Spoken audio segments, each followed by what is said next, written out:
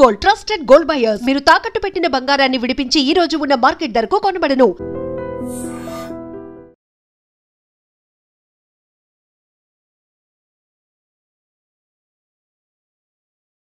అసలు ప్రమాదం ఎలా జరిగింది? ఇది $1000 ప్రశ్న. ఈ ప్రమాదం ఎలా జరిగిందంటే ప్రతి పైలట్లో, ప్రతి విమానంలో, ఎయిర్ క్రాఫ్ట్లో ఖచ్చితంగా బ్లాక్ బాక్స్ ఉంటుంది. బ్లాక్ బాక్స్ అనేది కాక్పిట్లో ఉంటుంది, కానీ బ్లాక్ బాక్స్ అంటారు కానీ అది ఆరెంజ్ కలర్లో ఉంటుంది. ఈ బ్లాక్ బాక్స్లో దాదాపు ఫ్లైట్ టేక్ ఆఫ్ అయిన దగ్గర నుండి ల్యాండ్ అయ్యే వరకు కాక్పిట్లో పైలట్, కో పైలట్ ఏం మాట్లాడుకుంటున్నారు, వాళ్ళకి ఏటీసీ నుంచి ఎలాంటి సమాధానం వస్తుంది, దాంతోపాటు ఎక్కడైతే లాస్ట్ వరకు టైల్ ఉందో టైల్ వరకు ప్రేక్షకులు కూర్చున్న పాసింజర్స్ ఏం మాట్లాడుకుంటారో, ఎయిర్ హోస్టెస్ ఏం మాట్లాడుకుంటారో అది కూడా రికార్డ్ అవుతుంది. అంటే ఎవరు ఎలాంటి మూవ్మెంట్ చేసినా ఖచ్చితంగా బ్లాక్ బాక్స్ అంటే ఆరెంజ్ కలర్ బాక్స్లో రికార్డ్ అవుతుంది. ఈ ఆరెంజ్ కలర్ బాక్స్లో ఏముంది అనేది తెలుసుకోవడమే ఇప్పుడున్న అధికారులకి పెద్ద టాస్క్. ఈ గతంలో తీసుకుంటే ఈ పైలట్లో కాక్పిట్లో ఉన్న బ్లాక్ బాక్స్ చూడాలంటే గతంలో అమెరికాలో ఉండేది, దానికి ఒక డీకోడ్ సిస్టమ్. కానీ ఇప్పుడు మన దగ్గర ఆ డీకోడ్ ఉంది. ఖచ్చితంగా ఈ బ్లాక్ బాక్స్ అనేది దొరికింది. ఎంత ప్రమాదం జరిగినా, అగ్ని ప్రమాదం జరిగినా, లేదా విమానం నీటిలో కూలిపోయినా, సముద్రంలో పడిపోయినా బ్లాక్ బాక్స్ మాత్రం చెక్కు చెదరదు. ఎందుకంటే గతంలో చెన్నై దగ్గరలో కూడా ఇదే విధంగా విమానం సముద్రంలో కూలిపోవడం, కొన్ని నెలల తర్వాత ఆ సముద్రంలో బ్లాక్ బాక్స్ తీసి తర్వాత ఏం జరిగిందనే విషయం కూడా డీకోడ్ చేశారు. అదేవిధంగా గతంలో ఆంధ్రప్రదేశ్ ముఖ్యమంత్రి రాజశేఖర రెడ్డి గారు ప్రయాణం చేస్తున్న హెలికాప్టర్ కూడా ఆత్మకూరు దగ్గర కూలిపోయింది. అందులో కూడా బ్లాక్ బాక్స్ డీకోడ్ చేసి అక్కడ ఏం జరిగింది అనే విషయాన్ని కూడా పైలట్ మాట్లాడుకుంది, ఏటీసీతో మాట్లాడి డీకోడ్ చేసి అసలు ఆ రాజశేఖర రెడ్డి గారి హెలికాప్టర్ ప్రమాదానికి కారణం ఏంటన్నది బ్లాక్ బాక్స్ ఓపెన్ చేసింది. ఇప్పుడు గుజరాత్లో, అహ్మదాబాద్లో జరిగిన ఈ ఘటనలో మనకు దొరికిన బ్లాక్ బాక్స్ ఏదో ఉందో దాన్ని డీకోడ్ చేసే పనిలో అధికారులు ఉన్నారు. దీన్ని డీకోడ్ చేస్తే కనీసం 24 గంటల సమయం పడుతుంది. అందులో ఏం జరిగింది, కాక్పిట్లో ఉన్న పైలట్కి అదేవిధంగా ఏటీసీకి మధ్యన సంభాషణ ఏంటి, లేదు ఎవరైనా బలవంతంగా కాక్పిట్లోకి వచ్చారా అన్న దానికి మీద కూడా చర్చ జరుగుతుంది. కానీ ఇక్కడైతే ఒక వ్యక్తి బయటకు వచ్చారు, ఆ వ్యక్తి మాత్రం కాక్పిట్లోకి ఎవరు వెళ్ళలేదని చెప్పాడు. కాబట్టి కుట్రకోణం అనేది కాసేపు పక్కన పెడితే ఇంజిన్లో ఏమైనా ఫెయిల్యూర్స్ ఉన్నాయా, టెక్నికల్గా ఇష్యూస్ వచ్చాయా అన్న విషయాన్ని పైలట్, కో పైలట్ ఖచ్చితంగా ఏటీసీకి చెప్తారు. కానీ ఆ సంభాషణ ఏది జరగలేదనే విషయాన్ని కొంతమంది అధికారులు చెప్తున్నారు. ఎందుకంటే వాళ్ళు టేకాఫ్ అయిన కొద్ది క్షణాల్లోనే మేడే అన్న వాళ్ళ సిగ్నల్స్ ఇచ్చారంటే మేము కంప్లీట్గా ప్రమాదంలో ఉన్నాము, మమ్మల్ని సేవ్ చేయండి అన్న మీనింగ్. అటువంటి సిచ్యువేషన్ ఒకేసారి వచ్చిందంటే ఏం జరిగి ఉండొచ్చు అన్నది కాక్పిట్ ఓపెన్ చేస్తేనే బయటకు తెలుస్తుంది. అప్పుడు ఇందులో కుట్రకోణం ఉందా, లేదా టెక్నికల్ ఇష్యూస్లో విమానం కొలాప్స్ అయిందా అనే విషయాలు బయటపడే అవకాశం ఉంది. మరోవైపు బోయింగ్ విమానం అనేది ప్రమాదానికి కొంచెం ఎక్కువగా కనిపిస్తుందంటూ నిపుణులు చెప్తున్నారు. గతంలో కూడా బోయింగ్ విమానాలు చాలా ప్రమాదాలు గురయ్యి ఆ ప్రమాదాలకు కారణం ఏంటి అనే విషయాన్ని కూడా విశ్లేషించి ఇప్పుడు ఇకపై ఇలాంటి ఘోరాలు జరగకుండా ఉండాలంటే ఖచ్చితంగా గవర్నమెంట్ దీని మీద ఫోకస్ చేయాలి. అదేవిధంగా ఒక విమానం టేకాఫ్ అయ్యేటప్పుడు ఇప్పుడు ఏ విధంగా అయితే వాళ్ళ నామ్స్ ప్రకారం చెక్ చేస్తారో దీని మీద సీరియస్గా టాస్క్ పెట్టాలి. దీనికి ఒక మానిటరింగ్ ఉండాలి. అంటే మానిటరింగ్ ఉంది, ఇంకా పగడబిదంగా చేయాల్సిన అవసరం ఎంతైనా ఉంది. లేదంటే ఇలాంటి అహ్మదాబాద్లో జరిగిన ప్రమాదాలు మరెన్నో జరిగే అవకాశం ఉంది. అలా జరగకూడదని మనం కోరుకుందాం. ప్రతి ప్రయాణికుడి యొక్క ప్రాణం ఎయిర్ ఇండియాది కానీ గవర్నమెంట్ది కాబట్టి ఎయిర్ ఇండియా వాళ్ళు ఖచ్చితంగా దాని మీద ఫోకస్ చేస్తారని ఆశిద్దాం. Welcome to I dream.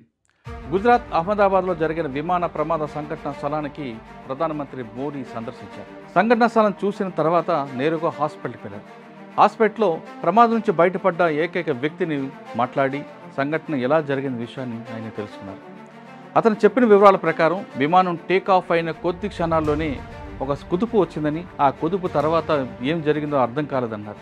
అంతేకాకుండా కొంత దూరం వెళ్ళిన తర్వాత ఒక బిల్డింగ్లోకి వెళ్ళి ల్యాండ్ అయింది. తర్వాత నేను ఎమర్జెన్సీ డోర్ తెలుసుకొని నాకున్న సీట్ బెల్ట్ విప్పుకొని బయటపడ్డాను అనే విషయాన్ని ఆయన చెప్పారు. అయితే మోడీ కొన్ని అనుమానాలు వ్యక్తం చేశారు. విమానం టేకాఫ్ అయిన వెంటనే ఎవరైనా కాక్పిట్లోకి వెళ్ళారా, లేదా కాక్పిట్ నుంచి ఎలాంటి వాయిస్ వచ్చిందా అనే విషయాన్ని కొంత పరిశోధన చేసినట్లుగా తెలుస్తుంది. అంటే ఇక్కడ కుట్ర కోణం దాగి ఉంది అనే కోణంలో కూడా ప్రధానమంత్రి మోడీతో పాటు అక్కడున్న అధికారులందరూ కూడా వ్యక్తం చేయడంతో ఆ దిశగా కొంతమంది అక్కడ ఉన్న వాళ్ళందరూ కూడా బయటపడ్డ వ్యక్తితో మాట్లాడారు. ఆ వ్యక్తి నుంచి ఎలాంటి సమాధానం రాకపోవడంతో విమానం వెళ్ళిన కొద్ది క్షణాల్లోనే ఒక కుదుపులాగా వచ్చింది. వెంటనే ల్యాండింగ్ మూవ్మెంట్ తెలిసింది. తర్వాత ఒక బిల్డింగ్ మీద ల్యాండ్ అయినట్లుగా తెలుస్తుంది అన్న విషయం చెప్పగానే ఇంజిన్లో ఫెయిల్ అయిందా, లేదో అక్కడ ఉన్న ఎమర్జెన్సీ ల్యాండ్ దగ్గర జరిగిందా, లేదు ఫ్యూయల్లో ప్రాబ్లం వచ్చిందన్న విషయాన్ని కూడా మోదీతో పాటు అక్కడ ఉన్న అధికారులందరూ చర్చించారు. సాధారణంగా బోయింగ్ విమానంలో డబుల్ ఇంజిన్ ఉంటుంది.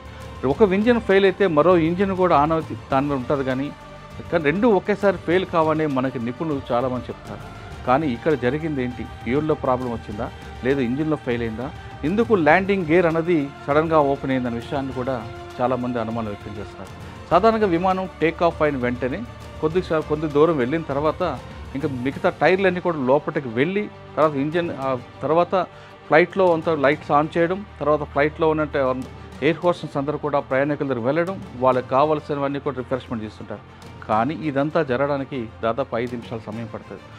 కానీ ఎయిర్పోర్ట్లో టేక్ ఆఫ్ అయిన కొద్ది క్షణాల్లోనే విమానం కిందకి దిగడం అనేది చాలా ఆశ్చర్యకర విషయం.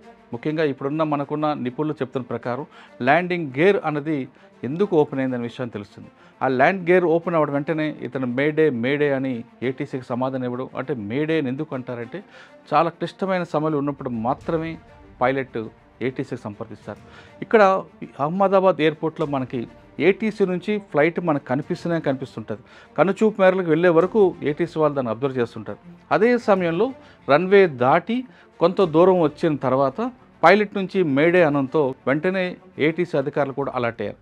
కానీ జరగరాని ఘోరం జరిగిపోయింది. వందలాది మంది చనిపోయారు. ఇక్కడైతే ఫ్లైట్ అయితే హాస్పిటల్ మీద ల్యాండ్ అయింది, హాస్టల్లో భోజనం చేస్తున్న వాళ్ళు కూడా మెడికల్ కూడా చనిపోయారు.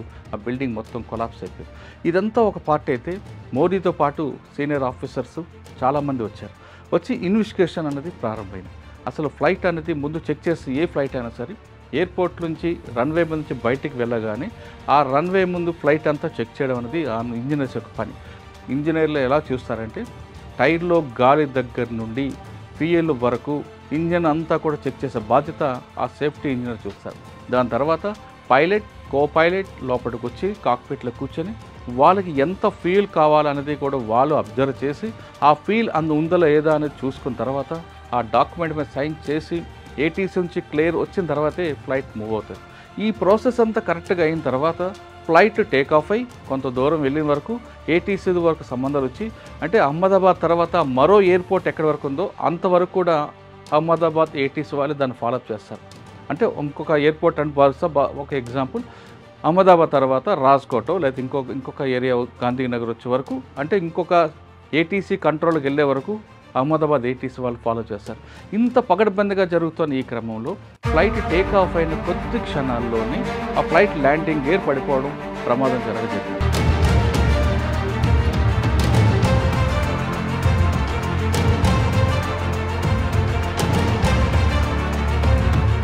ఇందులో ఇంజన్లో ఫాల్ట్ ఉందా లేదా ఏదైనా పక్షి వచ్చి కొట్టిందా అన్న కనుక చూడాలి. First ఇంజన్ల fault. 2 ఇంజిన్లు ఒకేసారి ఫెయిల్ కావంటూ గతంలో పైలట్గా పనిచేసిన చాలామంది అధికారులు చెప్తున్నారు. మరి నెక్స్ట్ ఏదైనా భారీగా పెద్ద పక్షి వచ్చి కొట్టిందా అని చూస్తే ఎక్కడైతే ప్రమాదం జరిగిందో ఆ విమానం యొక్క నోస్ ఆ బిల్డింగ్ నుంచి బయటకు వస్తుంది. దానికి ఎక్కడ కూడా పక్షి కొట్టినట్లుగా ఆనవాళ్ళు ఎక్కడ కనబడట్లేదు. అంటే 2 పక్షి కొట్టింది కూడా రోల్డ్ అవుట్ అయిపోయింది. 3 ఇంజిన్లో 2 ఇంజిన్లు కూడా ఎప్పుడు ఒకసారి ఫెయిల్ కావు కాబట్టి అది కూడా మనం తీసుకోవాలి. అయితే ఇక్కడ ఫ్యూయల్ లక్షల లీటర్లు ఉన్న ఫ్యూయల్ బ్లాస్ట్ అయిందంటే దాంట్లో ఏవైనా జరిగిందా లేదా ఇంజిన్లో ఏవైనా ప్రమాదం జరిగిందా, ఇంజిన్లో ఏవైనా అనుకోని సంఘటన జరిగిందా? అది ఇంజిన్లో ఒకవేళ జరగాలంటే ఇంత పెద్ద బోయింగ్ విమానానికి చెక్ చేయకుండా పంపడం అనేది ఇంపాసిబుల్. ఇదంతా ఒక ఎత్తు అయితే బోయింగ్ ఇప్పుడు 117 విమానం గత వారం రోజుల నుంచి దాని ట్రాక్ తీసుకుంటే చాలాసార్లు ప్యారిస్ వెళ్ళింది, లండన్ వెళ్ళింది, ఇవన్నీ కూడా ట్రాక్ ఉంది.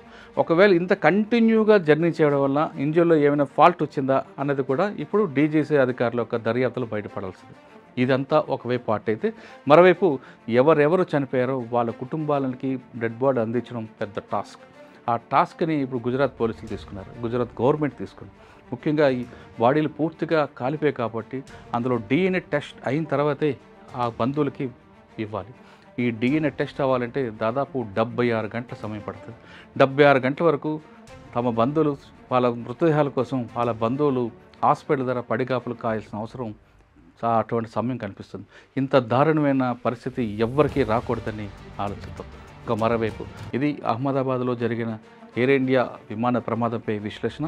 మరో అంశాల్లో మళ్ళీ కలుద్దాం. అంతవరకు నమస్తే. Thank you very much.